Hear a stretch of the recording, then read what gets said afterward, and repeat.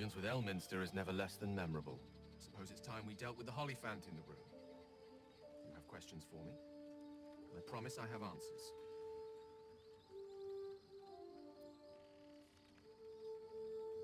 Ah. Well, that's a rather long and complicated story.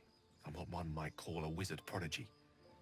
And from an early age could not only control the weave, but compose it. Much like a musician or a poet. Such was my skill that it earned me the attention of the mother of magic herself. The Lady of Mysteries. The goddess Mystra. She revealed herself to me and she became my teacher. In time she became my muse. And later even my lover.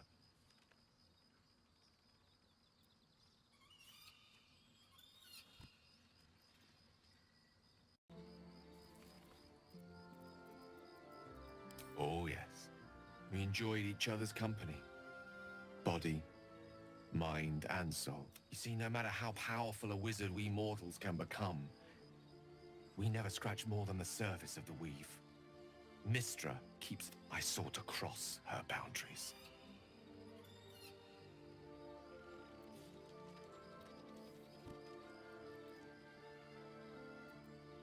Though not, I think, my methods. I tried to convince her. I pouted. I pleaded. Swore my ambition. Inconceivable as it seems to me now, I shared a bed with a goddess, and yet I wasn't satisfied. So I sought to... We come now to the crux of my folly. Shall I share the story behind it, or would you rather head straight to its sordid finale? Very well. Here goes. Once upon a very long time ago, a mighty lord lived in a tower. A flying tower, to be precise. I'll save his history for another time, but the gist of it is that he sought to usurp the goddess of magic so that he could become a god himself. He almost managed, but not quite. His entire empire, Netheril, came crashing down around him as he turned to stone. The magic that was unleashed that day was phenomenal. Roiling like the pride, even the weave itself could not withstand the onslaught. It fractured, then shattered, and all magic was lost to the mortal realms. Until the day Mystra returned. She restored the weave, reuniting all its scattered shards. Or so I thought. Until, in the course of my studies, I learned of a book. A Netherese tome in which a piece of the fractured weave had been sealed beyond her reach. What if, I thought, what if, after all this time, I could return this lost part of herself to the goddess?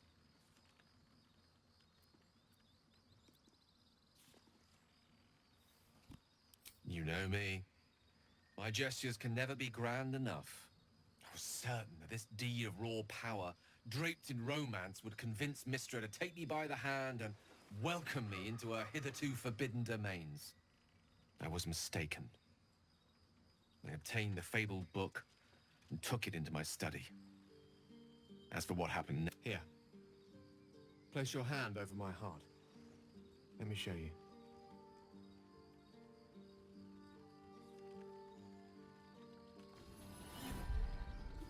You feel the tadpole quiver as you realize Gale is letting you into the dark.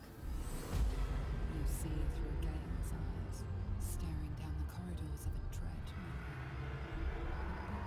Bound and suddenly opened. Inside there are no pages, only a swirling mass of blackest weave that pounces. Its teeth, its claws. It's unstoppable as it digs through and becomes part of you. And gods, is it ever hungry.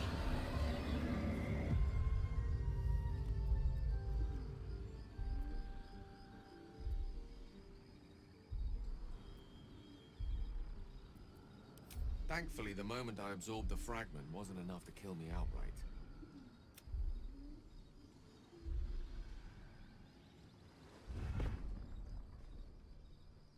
This Netherese blight, this orb, for lack of a better word, is balled up inside my chest. And it needs... As long as I absorb traces of the weave from potent enough sources, it remains quiet.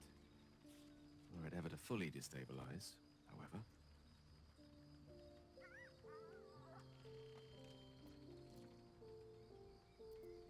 I will erupt. I don't know the exact magnitude of the eruption, but given my studies of Netherese magic, I'd say even a fragment as small as the one I carry, it'd level a city the size of Waterdeep. Fortunately, this need no longer be a concern. Well, until I meet the heart of the Absolute, whatever that...